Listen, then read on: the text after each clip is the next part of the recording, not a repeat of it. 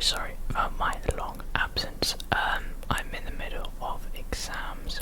I finish next week, so like around the 23rd of May, and then I should be back to uploading a lot more. So yeah, I am back today. I am doing a rambling video and giving you a bit of advice. I've never done a rambling video before, but I do know that I'm very good at talking nonsense. So that's what we're going to do. I'm going to talk a load of nonsense. And today's topic is driving tests. So I took my driving test last week we had a bank holiday in the UK, and I'm trying to fix my lying. I just had my driving test last Monday and passed, which was amazing. And I know especially in the UK at the moment, driving tests, whether it's theory or practical, is like gold dust. And I was very nervous, considering if I was to fail, I would probably have to end up waiting maybe 4 or 5 months in advance until I could book my second test. So I'm just going to be telling you how my driving test went, what I had to do. I mean, this may only be relevant to you if you're in the UK. I'm not sure how similar it is between EU, North America, South America, etc. But this is how mine went. So my first bit of advice is to have a little lesson with your instructor before you have your test. So I had an hour lesson with my instructor where we did like a little bit of a refresh, and we did maneuvers, anything that I wasn't sure on, I asked her and she helped me. Also, second bit of advice, UK based, I don't know about other places, but make sure you can read a number plate from 20 metres away, because I turned up early for my test and there was someone going out for their test, and the first thing you have to do is read a number plate from 20 metres away, and this person couldn't, so they failed. They paid about £75 to fail within the first minute of their driving. They didn't even get in the car, so make sure you can read that. So you have a little bit of time with your examiner, with your instructor, and then your examiner will come out and meet you and introduce themselves, get you to read the number plate, tell you what's going to happen, and then you'll get in the car, start the engine, do the cockpit drill, etc.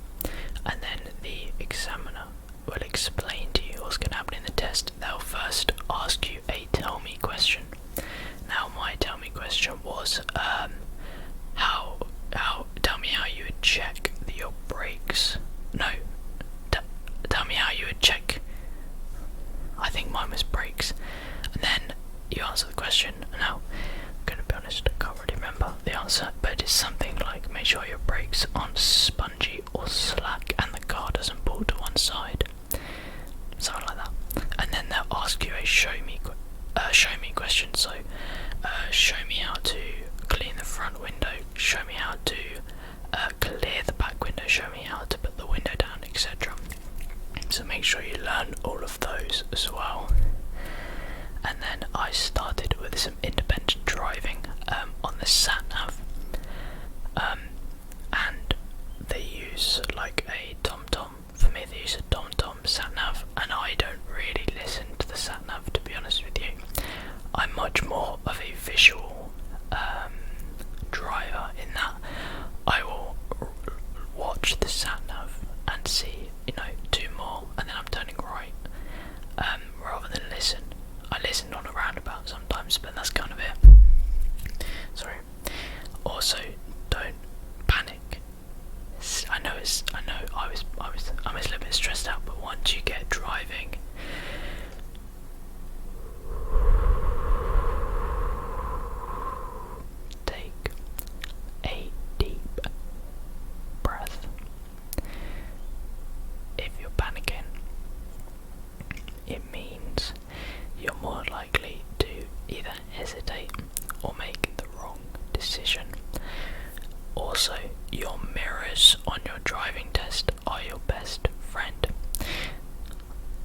my advice, look at your mirrors, all three, at least once every 10 seconds.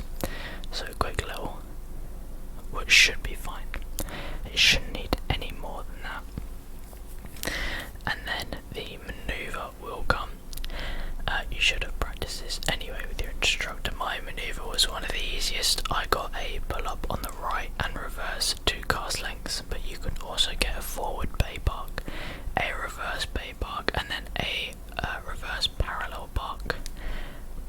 My worst one was probably the forward bay park because I'd always go into it too fast and the timing was always wrong.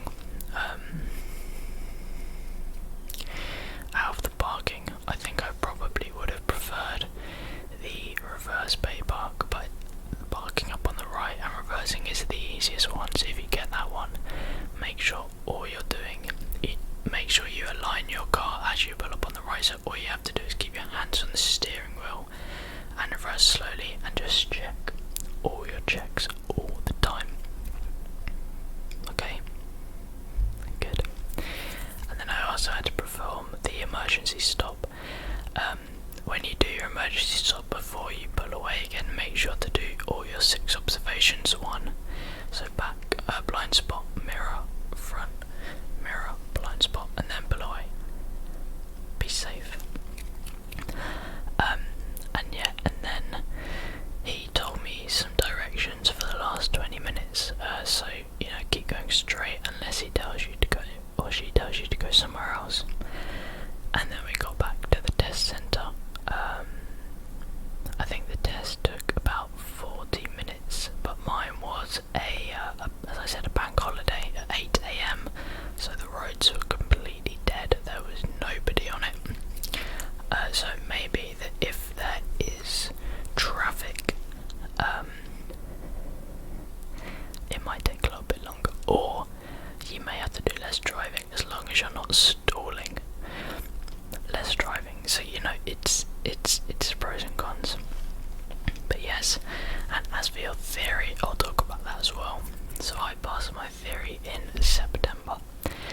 I really recommend downloading the app, the official app. I think it was £5 or £3 or something, but it was really worth it. Another tip for the hazard perception bit of it. Sometimes I'd be doing it and I would click to spot the hazard too early, and I wouldn't click it again, and I would have missed the 5 points because I clicked too early. So when you see the hazard, sometimes you can be quicker than the computer. So if you press it, wait a second and press it again just to make sure that you got it in, because the computer doesn't flag you for that, because if you click irregularly, the computer fails you because it thinks you're cheating. But if you click it, waits and click it again, it's fine, and then you won't miss any marks either. And then as for the multiple choice, just keep doing the quizzes, do the quiz over and over again. Even if you're rushing through it, you don't have to. I mean, on my actual theory test, I think I spent about 20 minutes on the multiple choice, whereas when I was doing it on my phone, I took between 10 and 15. And if you don't know the answer to the question, just flag it. Flag the question. Wait till the end. Even if you think you've got it right but you're not sure, then you can have a second think, second opinion yourself. And you might get it right. But yeah, so that was my little ramble stroke advice of how your driving test is going to go down. If you are looking to take your test and you have any more questions,